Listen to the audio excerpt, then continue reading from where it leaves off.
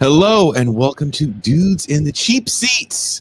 If you are a returner, listener, subscriber, or one of our very valued patrons, so glad to have you back. If you are a new listener, subscriber, thank you for taking the time to check us out. If you dig what we're doing, please hit like and subscribe. It is a passive gesture that goes a long way in promoting the channel.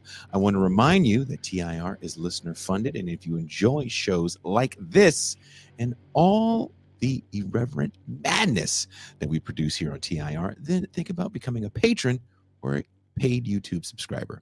You will get access to our patron-only champagne rooms and our movie nights, and early access to the TIR monthly essay series, The Crisis Papers. Also, after the main show tonight, for patrons and paid YouTube subscribers, we are going to watch the one that started it all, the original Toxic Avenger. So if you want to join us, become a patron or click the link join on YouTube and you're in. Now, before I bring in our guest tonight, I want to briefly address the reappearance of ICE raids, this time in my home and native land, the Bay Area. The Trump administration continuing its project of reactionary revenge against perceived liberal enclaves has unleashed ICE agents on San Francisco in a deliberate act of political theater and intimidation. There is no immigrant crisis here, no groundswell of gang violence or criminal invasion. The threat, as always, comes not from below, but from above, from the state apparatus itself. This moment exposes a familiar pattern in the history of empire. When power feels threatened, it seeks to reassert itself through fear. We are witnessing the normalization of authoritarian practice under the guise of law and order. Too many citizens detached from the memory of fascist ascents in the 1930s Europe fail to recognize that this is precisely how authoritarianism takes root, not through coups, but through bureaucracy, rhetoric, and selective terror. The Bay has long been a space of resistance and experimentation, but now stands as a testing ground for the federal government's willingness to violate sanctuary and state autonomy.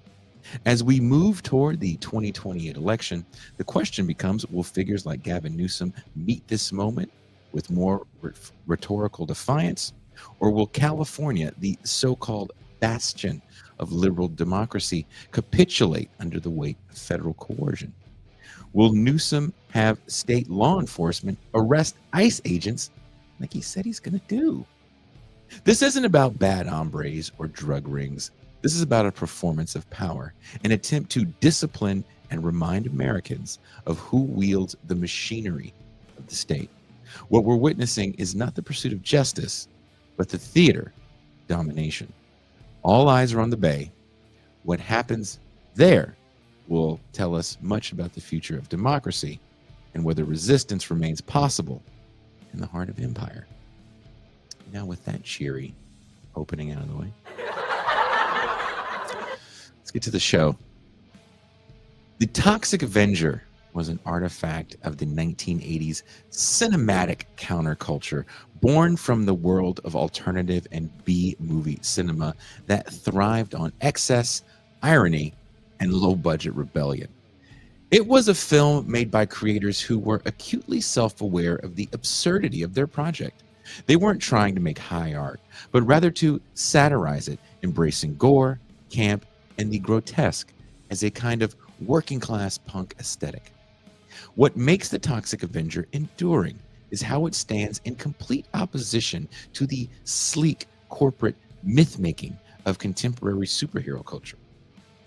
In an era where Marvel and DC universes dominate screens and shape moral imagination, Toxie, hideous, unmasked, and wielding a mop instead of a weaponized suit, represents a different kind of heroism.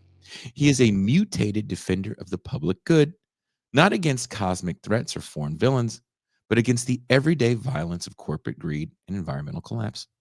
Despite its tongue-in-cheek do-gooding, The Toxic Avenger is far from wholesome. It is a film that revels in violence and absurdity, opening with scenes of shocking brutality that serve as both parody and critique of the genre's excesses. That such a grotesque and gleefully anarchic creation could later be reimagined as a children's animated series speaks volumes about the commodification of rebellion in capitalism. Tonight on TIR, we're joined by comic artist Matt BORS, who's now bringing the Toxic Avenger back to life in a new comic series. We'll talk about how he got involved with the project, what it means to resurrect a cult antihero in our current political moment, and how he plans to give Toxie a distinctly leftist makeover. Please welcome artist Matt BORS. Hey, thanks for having me on. Thank you so much for taking the time to talk with me, Matt. Before we even get into Toxic Avenger, I was first, you first came onto the scene for me for a series, a political cartoon series that you did with a lot of other artists called The Nib. Yeah. So I ran the Nib for like 10 years, 2013 to 2023. And we published comics every weekday for 10 years. And a lot of people read them. I mean, it was mostly political cartoons and nonfiction comics. So that was my previous career. And then I sort of pivoted into writing mutant comic books now. Is The Nib is no longer with us, right? Yeah, it shut down in 2023, and it was kind of too difficult to keep going. And we had our run, so I feel good about it. But I also didn't anticipate and didn't necessarily want to do it for the rest of my life. Well, I miss it, and I appreciated your work, and I was very excited to see. I was saying this off air. I was like, "That's not the same guy from the Nib that's doing the Toxic Avenger." Yeah. But Yes. the original Toxic Avenger came out of a moment of kind of anti-establishment DIY filmmaking. How does that spirit translate into today's comic landscape, where even independent art is often dependent on corporate platforms? Yeah, man. I mean, good question. I'm trying to do. I guess I'm trying to do something different with it than maybe the original movie was attempting. I mean, I think it's in the same spirit of it, but I'm trying to do where I used to do explicitly political cartoons. I'm trying to do more, satire in comics through stories with characters. I mean, I like the other comic I write is Justice Warriors with Ben Clarkson, which is even more explicitly political satire, kind of in the vein of RoboCop and Judge Dredd. So I don't know if that answers your questions, but that's kind of what I'm going for. What the lane is here, sort of Verhoeven-esque satire and over the top violence and stuff which is coming from stuff I was raised on, like Toxic Avenger. I mean, that's why I had an idea for doing it in the first place. Is it's something that's kind of been in my head since I was a kid. That's funny that you want to bring this one back of all the things. Judge Dredd and RoboCop, I did not know until very recently watching the RoboCop documentary series. I don't know if you've seen that based off. It's just about the first movie. But apparently they got the whole design from Judge Dredd. Oh, okay. That makes sense. Yeah. He does kind of resemble Judge Dredd when you look at They have man, here's some RoboCop trivia if you don't know. They wrote a second one that was scrapped, that was written by the same guy, and it was apparently in the same vein. It was called RoboCop 2 Corporate Wars. And in it, the game show host from the first one has become president of the United States. And it's funny. I don't know if you feel the same way when we talk about these RoboCop, the Running Man, Idiocracy. There's this thing that people believe that the Back to the Future 2, right? Oh, right. People forget that these things were written to discuss the present moment and not the future. Yeah. And maybe that says more about where we are now, that like not much has changed that these movies are still relevant. Oh no. Did he still hear me? Oh, can you hear me? Did I lose you? Man down. Here we go. Can you hear me? There we go. Yeah, now I can. Okay. I don't know. I have a sensitive USB port or something on this mic, so that's what that was. Anyway, sorry about that. But these movies of the past, like RoboCop and Judge Dredd to some degree, The Running Man, Idiocracy, they're not supposed to be predicting the future. They're telling us about our present. yeah. What does that say about our present, that not much has changed, that these movies are so relevant? Nothing good. I don't think things have been trending in a positive direction for the last quarter 40 years. century at least. How do you approach adapting a character that's simultaneously absurd, violent, and moral, a hero born out of toxic waste, into a figure that speaks to contemporary left politics, especially in a moment where I don't know if we feel the same way about toxic waste, the way Yeah. we felt about it? The Toxic Avenger comes out during the Cold War, 84, but they keep making them, I think, until the early 90s. And after the end of the Cold War, the enemy becomes corporate greed and environmental pollution, which Toxic Avenger fits real nicely into. Is it? Do you think people are still resonating with that message this many years later? A little bit. I mean, to start, I think that Toxic Avenger, the movie, is sort of grounded in the fears of the time, right? Like toxic waste. New Jersey was and probably remains the number one Superfund site in the country. Smog was an actual problem in the US back then. Fears of nuclear meltdowns and stuff. Like, so all that's like coming out of the 70s. There was the anti-nuclear movement. There's a ton of pollution. So I think that stuff is on Kaufman and Hertz's mind when they're making the Toxic Avenger. So making it relevant in the contemporary sense, we don't have the same pollution concerns, but we have other pollution concerns. Like in the developed world, most things around us are nice. There's not cigarette butts everywhere on the ground anymore. There's not a lot of trash, and there's not toxic waste and smog. But we all are hyper aware of global warming, I think, in a way that's like, feels like an existential crisis maybe for civilization. So, I'm trying to wrap that in. I mean, it's not explicitly about global warming, but for instance, the updated origin of Toxic Avenger in the comic I'm writing is that there's a train full of toxic waste that derails and spills all over these teenagers and some other people, and puts this town under quarantine by this corporation called Biohazard Solutions, or BS for short. And that kind of kicks off the series. So I mean, that's explicitly based off of the train derailment in Palestine, Ohio. Oh wow! From a few years ago, if you remember that. Yeah, I do.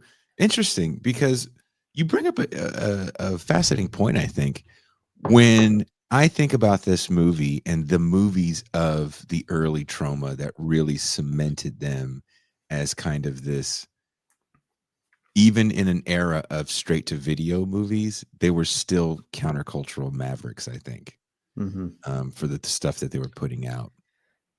And I think about Nukem High, Officer Kabuki Man, Toxic Avenger, Romeo and Juliet, and all that crazy stuff they were doing. Oh yeah. They do take place in these dirty places, these filthy cities. And I feel like Kaufman, being from the city, really embraces, before it's chic to say, I miss the dirty New York. Yeah. He really embraces this This is the East Coast. This is Jersey. This is New York. It's dirty. It's seedy. It's dangerous. It's home. Yeah.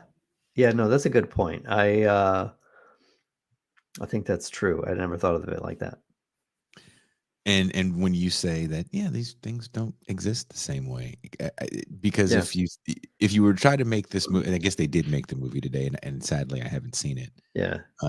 But the world that it exists in has to look a little different because people don't smoke as much. There Yeah. isn't as much trash on the street, even in a city like New York.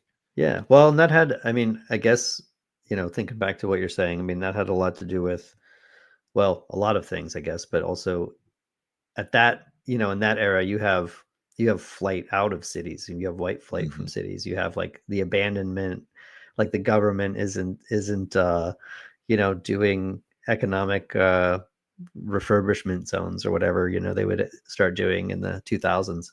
And now the city's a cool place to live. Everybody wants to everyone wants to go there and eat at all the cool restaurants. It's not like a place where you know unlike Trump, like you referenced in your opening monologue. Yeah. These places aren't war zones.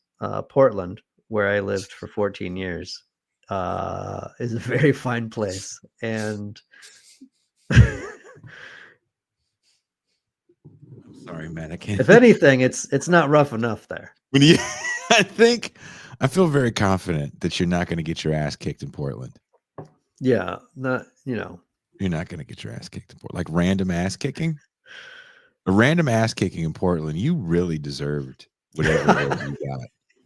And Yeah. I'd have to ask, how did you let that happen? Yeah. It was Portland. It's not. I spent too many years touring and played, more shows in Portland than in Oregon State than I can even remember. And never did I get into Oregon and think, uh-oh. Yeah. So the fact that this administration is like ground zero for a war against something that doesn't exist is in Yeah. Portland. It's like, really? Trimmigrants? That's didn't know they were dangerous.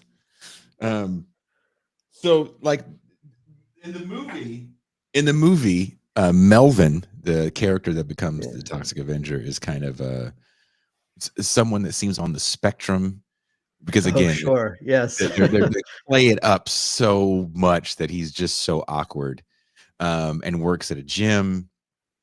And this is the era of like, what was that movie? Perfect, with John Travolta and Jamie Lee Curtis. So aerobics and gyms are very in vogue. And Oh maybe God. you I know love what I'm that talking about. intro. I love Yeah. that intro. There's that song. I just saw it in the theater, so it's fresh in my mind. I saw it in the big screen for the first time. Oh wow. Uh this the intro song is called Body Talk. And Body talk. I forget who it's by, Body but talk. there's after I watched it again, I was like, this song is like an infectious 80s hit. And I like had it stuck in my head, and it's not on streaming, and you can find it on YouTube, but it's like it's the movie version. I don't know where they got it or if it was even remotely popular, I'm but sure it was not somebody. popular enough. But it sounds like, I mean, it's a perfect song for that, for what they're evoking, and I think a good song in and of itself. And so the character, right? We won't get into because people are going to watch the movie later with us or with me. But I don't know if that character can work at a gym anymore and still be in a city. Does he have to work at like a high end artisanal vegan bakery? Yeah, no, it's harder. I guess I don't have him. I don't specify if he has a job in my comic. That's not really part of it. He kind of works with his mom's junkyard, because I'm taking the some of the cartoon Gotcha. character origin where they work at a junkyard. So you didn't want to go the gym route. Yeah, no. Just, I mean, it just didn't really feel like it fit the character, or that there's, a lot of like I don't know, are teenagers becoming janitors at gyms? It just doesn't seem like it fits anymore. No, but since you're fucking with me, I was a janitor at my high school. Thanks for rubbing it in, Matt. You and everybody else. But seriously, another thing about the Toxic Avenger movie is I think in the original, the villains in the movie are probably some of the worst villains in cinema history. It's crazy how psychotic they are. When I rewatched it, I was like shocked. I was like, holy shit, they're dropping every racial slur you can think of too. Besides the fact that they're like, that's like the nicest thing about them. I was like, oh, they're just racist, and then they start kill a kid. They kill animals. There used to be this thing, and I don't know if young people say this anymore, and it wasn't serious. Where if you hit something or you came close to hit something, like, oh, that's 10 points or whatever like that. Yeah, sure. But it wasn't serious because you weren't going to hit anything and accumulate points. But in this movie, which blew my mind, I think I told you off air, I saw it when I was 11. I think they hit a dog or something first. And they're keeping tally of their score as if there's something to beat, which is even crazier. And then they hit a child on a bicycle. I think he had a helmet on too. And if you had a helmet in the 80s, it gets worse after that too. Because then they back over him. They back over him, yeah. I mean, it is like, and they're talking about it openly in the gym at the locker one day. Because there's like an article in the newspaper about it, and they just have it clipped like a souvenir. They're like, this is awesome. We just drive around. Driving around. Can you imagine if somebody was driving around killing kids, how the effort that would be put into finding them? I think that goes back to like his comment on Society of the Time. He's like, this is city life. People are crazy out here. They're killing kids. It's funny, I'm working on this piece where I'm trying to juxtapose these two different pathologies that were quite popular in the 80s. And one is the super predator, right? Mm-hmm. All these colored people in the urban core are mentally defective based off Moynihan's analysis in the 60s. And then there's the flip side of that, which is these white suburban kids are starting to be also defective. Both cultures are defective because of the music they listen to. And the villains in a lot of the early trauma stuff, to me, are caricatures of that invented pathology of kind of the heavy metal, punk rock, urban bad guy. And he's white. Satan music, man. Satan music. Yes. The piece is called the Satanist and the Super Predator. Oh no. You can't get comfortable in your house.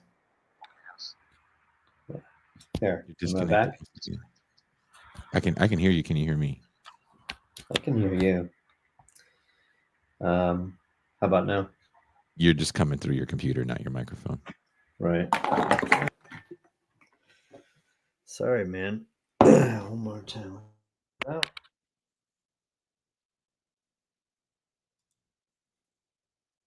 Nope, can't hear you. I think that might have done it. There, I can hear you now. Yeah, I'm back. Yep, now I can hear you. Okay. Yep. Man, I'm going to have to be real careful not to bump that. Sorry. Yeah, someone says in the chat, the supreme irony is that it would be much easier to get away with running over kids out in the exurbs. Yeah, I think everything has a camera on it and everything. Oh yeah, God. Yeah, if you ran over a kid in the exurbs, you'd be on. They could piece together your entire path through the ring footage. The ring footage. Yeah. I watched a true crime thing very early this morning where they found a dude by where his cell phone had pinged. Yeah, they found everywhere his cell phone was and had traveled. Yeah, so, if you're ever going out to bury a body or commit some kind of crazy crime, you got to leave your cell phone at home. Yes, but then they caught another guy recently. The guy that killed those kids in Moscow, Idaho. They found him a similar way, like you said, through like ring cams and all this other camera footage. We live in a surveillance state, but when this movie is made, the idea of surveillance is so, and I think that's what makes the movie scary for me personally, is the idea that there is no one watching you. No one's going to save you. There's Yeah. more bad guys than there is law enforcement. So you do need Melvin to fall in the toxic waste to make the world a better place almost. Yeah. I mean, there was there was actually a lot of crime in Yes. cities at the time. You know, I don't necessarily think we needed to imprison 1% of our entire population in order to improve it, but that was the solution put forth. But maybe we needed a Toxic Avenger. He doesn't. Yeah, he does. I do think he kind of, and this is something I changed. I have circumstances in my comics where he kills. I mean, you gotta. He's not. I don't know who doesn't kill. Batman. Batman. He's not Batman. But I did think in the movie. I mean, he is the first people he goes after in the alley when he comes back. I mean, he's slaughtering them. I thought, man, this guy's bar for killing people is super low. Did you bump into an old lady as she crossed the street? I mean, I'm not saying he should be like, if he's against killing and has like a moral code on par with Batman, it's just not going to be as cool as a movie. If he's like, no, I just wanted to set you straight. No. We want to see the heads collide as they do in the Taking the alley. heads up. Like by the time you get to Toxic Avenger 2, he's like doing basketball shit with the head. It's pretty funny. Yeah. Oh, I always loved the third one. It was stuck in my head where he jumps rope with someone's intestines, Mm-hmm. and I jump rope. So I mean, I think of it all the time because I'm just like, could you do it? Is like I mean, I'm sure it'd be messy. like the weight and the tensile strength of what would it be like to jump rope? We gotta anyway. The stunts that they did, the practical effects that happened in that movie. Now back to your comic. Again, you're taking a different approach to it. This movie, what we're talking about, as graphic as it is, a few years after, I think the third one, they get a cartoon series. Yeah. I don't know how that comes about. I'm still baffled by the fact that there's a cartoon series. I remember seeing the cartoon thinking there's no way in the world, because there's so much sex. Toxic Avenger has sex in the Yeah. movies. He has a girlfriend, or I believe he ends up having a wife. They get married, right? And just over the top graphic violence. But the 80s is a moment where the train, I kind of want to say the training wheels are taken off when it comes to the idea of everything is merchandisable. And now when we watch a Marvel movie or a Star Wars movie, whatever major IP there is, DC films, it has to be PG-13 so you can get younger viewers in that want to buy the stuff, buy the video games, the apparel, the stuff. In the 80s, it was like, sure, of course your kid just went to go see Alien. Of course your kid just went to go see Rambo 2. Of course your kid saw a plethora of Chuck Norris movies, because we're just going to make him an amorphous action figure and not even tie him to a movie. It's just Chuck Norris kicking people's ass. Yeah, man. I mean, hey, there's some of those days watching all those movies when I was super young was great. The I don't know exactly how the show came about, like whose idea it was, whether it was theirs or they pitched it or somebody came to them and to turn this into a comic. But I mean, it was part of this trend of like R-rated material, like RoboCop and I mean, they had Terminator. They had what was the other one I'm thinking of? Terminator 2, though, for those that don't know, is PG-13, and Terminator 1, the original, is an R-rated. Oh yeah, good call. It was. I mean, wow, it's PG-13. Yeah. Him cutting off the arm, him putting the blade in his arm. Yep. It's funny because now that I'm a dad, I am like, I want to show my kids this stuff as soon as they're as early as possible, that they're not going to like have nightmares. So I got a 5-year-old who is, he's 5. He hasn't seen anything too graphic yet. And I was like, oh, maybe I'll show them Gremlins. I was like, is Gremlins a good one for Halloween? And it's PG. But I looked it up. PG in the 80s is way different than now. It's like way different. But Gremlins is personally responsible for the creation of the PG-13 rating. I thought it was Temple of Doom. It's Gremlins? We'd have to fact check it, but I was under the impression it was Gremlins just recently looking it up. Because I know Gremlins was one of the first PG-13s. But because is Gremlins PG or PG-13? Well, it retains its PG rating because that's what it was rated upon release. But by today's standards, it's PG-13. Yeah, Dr. Claus says PG in the 80s could be R-level violence, but no butts, no super bad words, no sex. PG, actually, you had nudity and you had a limit of bad words you can say. I did not know this until I watched a PG movie with a little nipple. Oh, that's great. Everybody wins when there's a little nipple. But, I did want to say, because this would be a show that you can actually say stuff like this. The 80s trend of this, shows or cartoons and the action figure line, it was about converting things into plastic to sell people like me, frankly, who are 10 years old.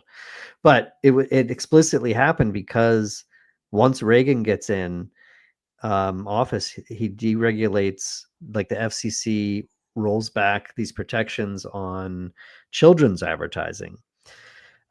So then the content of the shows can essentially be advertisements themselves for action figure lines. And very quickly, all television shows outside of like PBS become toy line shows: He-Man, G.I. Joe, Transformers, and then you have, down the list until you get to Toxic Crusaders. I mean, I was eating it up at the time. I loved my childhood. I was watching Ninja Turtles, buying all that shit. So, but that's why it was happening, because the right wing decided that it was, corporate lobbyists, I'm sure, were involved in saying, we don't need wholesome children's program. Like, let's get these kids buying some plastic toys already. These kids want sex and violence, and the sex and violence didn't always sell, right? Yeah. Right. Nobody. There's a great clip, a news clip and it's like the inland of Los Angeles. I think it might even have been like Riverside. And Alien had just premiered, and everyone's still hot off Star Wars. And we have to go in the Wayback Machine and remind people that movies played in the theater for a long time. If it was a hit. Now, even if it's a hit in the theater, you get a few months. Back then, it was years, plural, if it was really smoking like Star Wars. Yeah, go ahead. I didn't exist during that time period mostly, but like I do, like hearing about Star Wars just kind of being a movie you could, and then people would go see it, like they saw it 10 times. Yeah, you had to go back because it wasn't going to come on network television. I think if we look up when Star Wars, the original, hits network television, it's got to be the mid 80s. But you had to go back and see the movie over and over again, and then it was a badge of honor how many times you saw the movie over again. And there's an ad campaign for Star Wars in like 79. And it's people like, this is my 100th time. This is my 24th time. And so when Alien comes out in 79, it's Star Wars again. Let's take the kids to go see the new Star Wars thing. And so there's a family, and it's an R-rated film, but that doesn't mean anything. Because people are just like, it's space, it's spaceships. That's just what we saw at the Star Wars. right? The Yeah. Star Wars is like the way everything was a Nintendo for your parents. We're going into the Star Wars. Yeah. And so they interview the family and they're like, well, what did you guys think? And the family's like, it was not like Star Wars. And then they asked the kid, and the kid, Matt, this kid can't be more than like 6 or 7, right? I love it. And, Yeah. and they're like, what did you think of the movie? He goes, I don't think this is for kids. Yeah. So when you roll out the alien toy line, even if the leg and the head shoots out, like no kid wants to play with that because it's not space wizards and laser swords and Tron. And that's what you want when you're a kid. You don't want Alien and Rambo. Yeah, I think you're talking to a guy who had both of those, and I don't know what age I was when I saw any of this stuff, Alien or Toxic Avenger. Like basically have the experience of having almost always have seen it. Like I don't remember the first time. I was definitely pretty young. My younger brother, Lord, he must have been God knows how young when he was watching some of this stuff. I mean, probably negligently young. Because it was just my dad would rent whatever he wanted to watch, and you could just point at the shelf. Like I think that's how I ended up with Toxic Avenger. It's like you just point at the shelf and like what looks cool. Yes. I mean, and the Toxic Avenger covers were certainly cool as hell. Are those covers part of your inspiration for wanting to be an artist? I have a 7-year-old who loves to draw, and I'm blown away by what he can draw. And not in that way that you're a dad and you think your kid's better than everybody else. There's a certain dexterity he has with his hands. I'm like, how do you even make your lines so straight, kid? But he's into more graphic stuff. He was drawing Marvel zombies the other day, and he sees the little cover that you would see as you're scrolling on like Netflix or something, and he'll study it and draw it as best he can. Five Nights at Freddy's is his new obsession right now. He's literally building his own Halloween costume where he's drawing stuff on cardboard and his mom is cutting it out. Love it. So Love to hear that. He can build his own thing, right? And you don't know where it's going to take him. I'm just happy that he has this hobby that he really enjoys doing. But is that something that you did as a young person as well? When you saw those covers, did you go home and try to recreate stuff like Toxic Avenger, The Thing? There was so many cool covers of VHSs back in the day. Yeah, there were. I mean, I was mostly drawing cartoons and comics. I was like copying those and drawing characters and stuff. So I wasn't drawing from movies, but I was really into the covers of that era, because one of the things about it is like, especially the horror movies, they had painted covers, man, and like they were so good. Nightmare on Elm Street, oof, is like those covers. The first one's insane, but all of them really are incredible in a way that you just don't see anymore. And I'm glad I got to experience that, I guess. Do we miss some of that in this new era of streaming where we're looking at things either on a smaller device, or even if you're looking at it from a large flat screen television in 18K, whatever the hell you young people have now with your fancy pants televisions in America?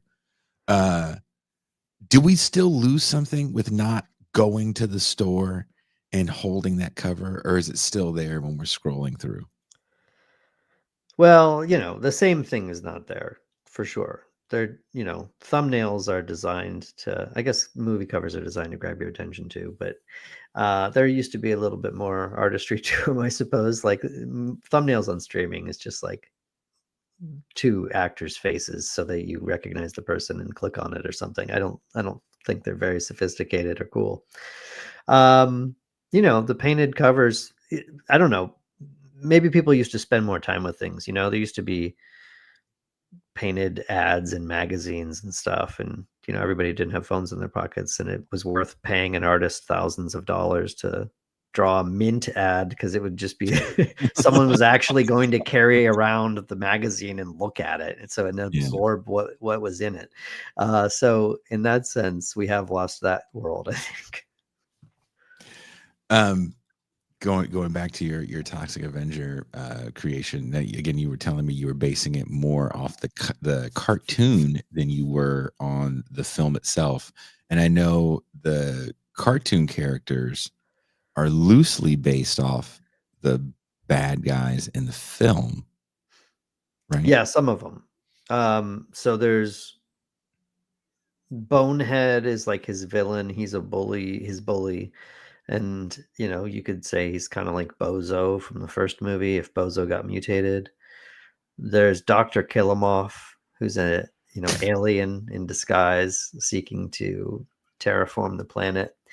He he kind of looks like the guy who's the villain in Toxic Avenger 3. I don't know how many or direct references or not, because also that's like power, like big suit with the shoulder pads and a goatee. I mean, that's like a classic like corporate 80s villain, so maybe that's all that is. And you're keeping those in your comic? Yeah, I have different versions, with slightly different origins and everything, but yes, I have Bonehead, for instance. The origin with the train spell I mentioned, it's like his bullies are chasing him down through the train tracks and streaming it because they run this prank channel. So I've taken the bullying story and adapted it to like these guys run this real cruel streaming show, and Melvin's actually like internet infamous for some massive video, viral video that interesting was a prank done on him. And then they're down by the train tracks and the train spills, and then also like there's a homeless person down there who becomes Junkyard the dog in the Crusaders. The train conductor, well, there's two of them. One becomes No Zone. Instead of being a pilot, he's like a young train worker unionist guy. And then the other guy who becomes the villain is called Scabrous, and he's like big hulky. He's like the Thing in the Fantastic Four if he was made of scabs instead of rocks. Gross. Yeah, and he's also a scab. I wasn't too subtle with his naming convention. And he's constantly looking for a strike to break. Yeah, well, it's not. I don't want to spoil too much, but it's mentioned. I mean, the politics is mentioned because we go back and we see them bickering over him not signing his union card in the beginning when they're humans. So I'm not sneaking it in. I'm just I'm writing it in. The whole story is not about it necessarily. And wherever you guys are watching or listening to the show later, there's links in the description to pick up a copy of the Toxic Avenger comic book that Matt is putting out. Did you get any pushback from the Trauma people for adding any of this leftist stuff, or is Lloyd Kaufman, like I assume Lloyd Kaufman is, like, do your thing? Yeah, no, it's very great relationship, and very, there's not a lot of notes, and I think when I first put this together, I was really concerned about like impressing them with my knowledge of it, and like, I want to do these things that are new, but it's true to the characters because of XYZ. And I think if I was doing something that I guess felt like a huge betrayal of the character, they'd probably say don't do that. But they haven't said anything about it. The politics angle is seems fine with everybody. I don't know. It's 2025, like it's not a time to be reactionary or prudish, and I don't think Trauma is. I mean, if you see Lloyd Kaufman online, he's posting about anti-Trump shit all the time, so I don't think he's not exactly conservative. I've never really had a much of in-depth discussion with him about politics or anything, but I'm sure if he had something to say, he'd say it. Doesn't seem like the type of person that would mince words. Yeah. Right. But he's also the type of person, I suffer from that kind of punk rock disease myself where, do your own damn thing, right? Yeah. I can't tell you what to do. You want to do a show on this channel? Do your own damn thing. I don't. Do you see the Toxic Avenger as a critique of neoliberalism before its time, particularly in the depiction of corporate and environmental decay? Yeah, it might have been. I don't know how much of that was thought out or explicit. It didn't have to be for it to be, to be there or to be relevant. But it does seem to direct its ire over the course of the series and the cartoon too. If you can incorporate all of it, actually, I think it becomes kind of more explicit as it goes on. It's very explicit in the cartoon, and also in like Toxic Avenger Part 3, where he's fighting, the corporate evil guy who happens to be Satan. Top 3 is the last temptation of Toxie. Yeah, that's where he becomes a sellout, and at the beginning, it's very funny. I gotta see that again. It was the last temptation of Toxie was 3, and 4 is Citizen Toxie, right? Yeah, that one has the noxious offender. I mean, that the citizen or not citizen toxic, but the third one. I'm trying to incorporate some of that into my run, in the sense that like Toxic Avenger himself doesn't have like a fully formed ideological position. He's a kid. He hasn't done all the reading and all the living. He's not that guy. So he is kind of tempted by his fame. Becomes an issue because he's famous even before he turns into the Toxic Avenger, is one of his like designing or character traits. So I guess it's like the politics are in the book and they're in the story itself, but like I don't think that Toxie is like necessarily a mouthpiece for it in the way that he's like, saying the actual meaning of the book out loud or things like that. That's an interesting point. I think we forget that Melvin is like a kid. One of the jokes is when he's running home as he's bubbling from the toxic sludge that he has fallen into, his mom thinks that he's finally masturbating in the bathroom. Yes. Thinks he's a man now. Yeah. And she's over the moon about it in a uncomfortable way. That movie is super. I am excited to see what people say, because when I announced we were going to watch Toxic Avenger, we watched what did we watch the other night? We watched an old movie the other night. I can't even remember what we watched. Oh, we watched Halloween 3 yesterday. Sweet. And when I reminded people that we're going to watch the Toxic Avenger, they're like, "Oh, I've never seen that." Everyone was like, "I've never seen that." I was like, "You guys have never seen this movie?" I was like, "Okay, so I am in a minority of cool kids." I mean, I don't know how it would be to like watch it as an adult. It seems like a movie that you should see first time when you're more informative years, between 12 and 18 or something. I'd be curious how it hits like grown adults in 2025 seeing it for the first time, because it's a little bit, it's hot, it's like hostile in a way. I think it's kind of, it's not exactly, it's offensive in parts, and it's kind of gleefully it's kind of gleeful in that, and like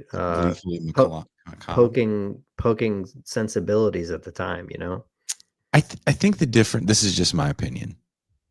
I think the difference between this and something like Hostel is Hostel's a very serious movie. I have friends, I shouldn't say friends, I have a friend that refuses to watch it because he is a touring musician, or was, and would tour in that city that it was based in. He's like, nope. And we stay in hostels. He was never in a huge band. So he's like, no, not watching it. This is hitting too close to home. I've never seen someone watch the Toxic Avenger, or it comes up and they're like, no, that's too real. I'm from Camden. This is too real. Like, I've never heard someone say that. No, but I meant hostile. Oh, okay, not the movie. I'm sorry. Yeah, no, it's okay. But it's kind of hostile. Like, it's like it makes you uncomfortable. Like the scene we were Oh, talking about, like yeah. when the teenagers are running around running over people using racial slurs and stuff, you're like, Jesus Christ, they don't make movies like this anymore. No. They don't make jokes like that anymore. Again, the Yeah. kid they hit is wearing a helmet, and if you were wearing a helmet in 1984, you had no business riding your bike unsupervised. Yeah. Kind of staying on the violence point, and I want to thank you again for taking the time to talk with me, Matt. It has Yeah. been a pleasure. The original film's violence and grotesque humor were both subversive and problematic, as we've been talking Mhm. about. How do you navigate that tension when reimagining Toxie for a new generation? Is this aimed at maybe the 14 and up, or is this kind of strictly a graphic novel more centered towards adults? Who is the target audience for this? Well, I'm gonna first say that I think 14 and up is basically adult. I mean, I was reading Stephen King novels when I was 14, right? When I was 14, I wanted to watch adult stuff and because that was cool. There's Yeah. two that's my old man opinion, as I'm like, yeah. It's for adults. It's for the age group that can read and understand adult stuff. It is a comic that has some serious ideas and themes in it, but is not taking itself super seriously, which is what I love about the Toxic Avenger, and that's kind of why I was drawn to it. It's a similar thing with my comic Justice Warriors. It's like we say that it's like highbrow ideas presented in lowbrow culture. It's got bad jokes, over the top violence, completely ridiculous characters, but also, you know, there's leftism in it. um, can a cult character like Toxie still represent resistance when the counterculture that produced him has largely been commodified? Hmm. Great question. Hard to answer, especially as especially as somebody writing Toxic Avenger, right? I mean, it's because I'll try to answer it in I'll answer it like this. I mean, I wouldn't I don't love that we're in like this era of nostalgia and reboots for everything. But at the same time, it's like, especially in comics, I can only speak for comics. In comics, it's like a lot of the stuff is licensed characters, Marvel and Mhm. DC being accounting for a great deal of the monthly comics that are sold. So if you want to write comics, it helps to have ideas with those characters. So like, with Toxic Avenger, I was thinking, I was like, man, I can't believe no one's ever done anything with this. So, I am drafting off of the knowledge of it in our culture and ultimately like the nostalgia factor that fans have for it. I mean, it's mostly people who know of the Toxic Avenger who's going to be reading my comics. Hopefully not. Hopefully it breaks out and more people than that read it. It is intended for people that aren't just Toxie fans. But I think the reality is that's who you're initially catering to when you reboot a property or reimagine it or license it or create modern $60 action figures to sell the people who used to have the $12 action figures Yeah. in 1991, and now you got to buy like the fancy toy versions of them. Sometimes I like the fancy toy versions. There's more points of articulation. Yeah, well, it was funny because I looked up this stuff. I'm not a toy guy, but I looked it up. Looked up there's new Toxie toys. They were tempting, but they're a lot. Yeah, I'm like, I like it, but I'd put it on my desk, but I can't spend $70 on a goddamn toy. Yeah, I feel you on that. I at one point in my life when I had a couple bucks to rub together, I had a massive toy collection that was like going back and buying all the things that I couldn't get as a young person. Oh yeah. I do not have anything close to that now. Now I have the things that my daughter has purchased for me over the years. Uh, the handful of figures, Super 7 figures my daughter's gotten for me. But Toxic Avenger definitely is one of the things that I would love to have on my little toy mantle that I have in my workspace, because there's something about this movie that for me opened up a whole universe of this alternative cinema that was so subversive, because it wasn't just the trauma stuff. It was like, oh, what's Basket Case? What's Frankenhooker? Like Yeah. these street trash, like all these movies that they don't need to be rebooted. But and they're not for everybody. But there's something about these movies and what they were trying to say in their time, so over the top, so absurd, when you could be over the top and absurd, because studios were like, if you make a shit movie, we'll still make our money back on the VHSs. Yeah. So Yeah. just make it, and we'll make our money back in the back end here. If And you some of have those things are great. if you have a cool cover, you will make the money back just from people shooting blind and being like, let's try this one, that cool cover. Everyone can hate it, but you'll make your money back. You'll make your money back. I mean, this show, Dudes in the Cheap Seats, and sadly my co-host isn't with me. It opens with a montage of ridiculous films that I like, right? Hard Ticket to Hawaii, if you're a fan of Andy Sedaris movies that are just these insane, it's like Magnum PI, but with way more TNA and unnecessary sex. Ninja 3, The Domination, which just doesn't make sense. Sorority Babes in the Slime Bolorama. Like, these movies, you could make these things and people would rent them. Oh People yeah. would watch them. And sometimes they weren't bad. And Toxic Avenger is one of those things where it's like, this actually ain't a bad movie.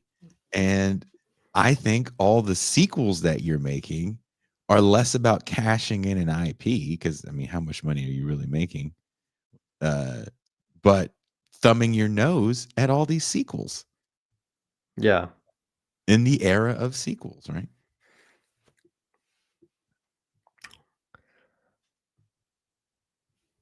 Uh-oh. Can you hear me? Yeah, I'm here. Okay.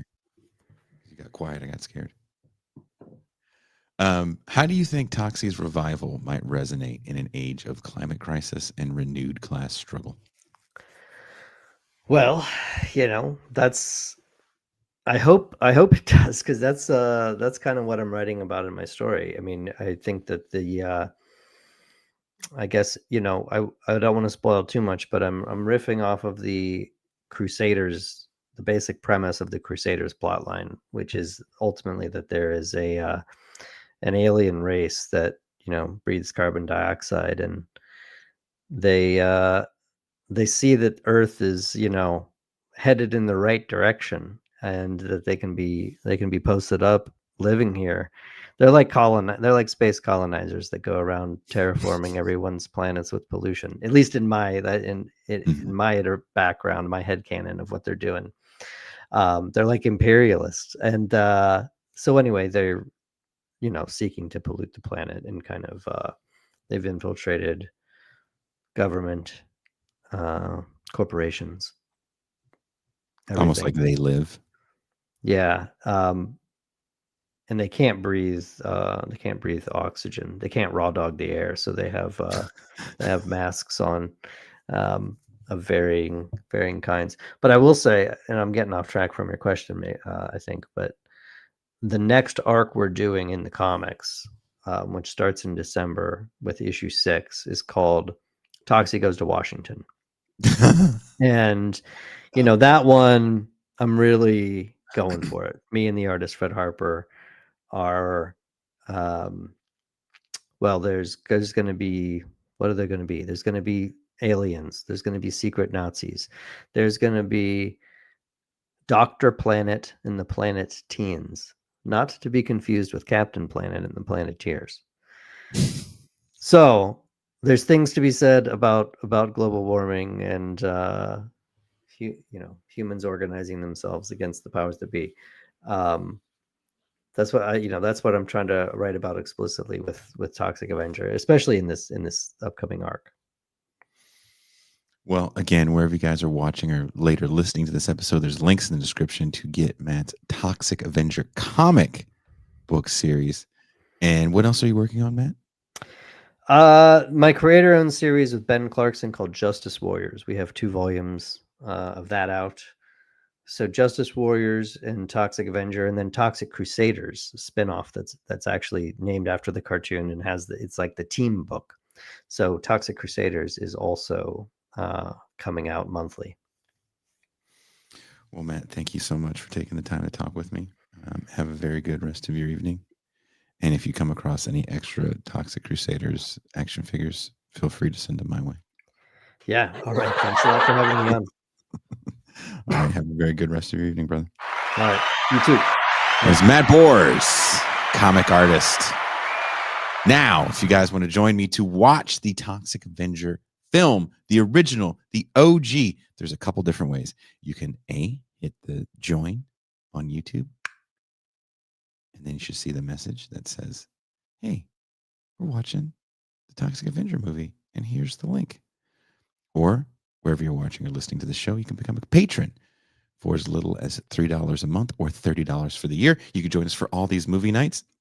The only thing that you really don't get with the paid YouTube subscription is I'm not able to put the replay up. So if you miss this, and most people watch the show on a replay, they don't watch it live. You can't rewatch it on YouTube, but you can rewatch it on Patreon. We put all the movies up.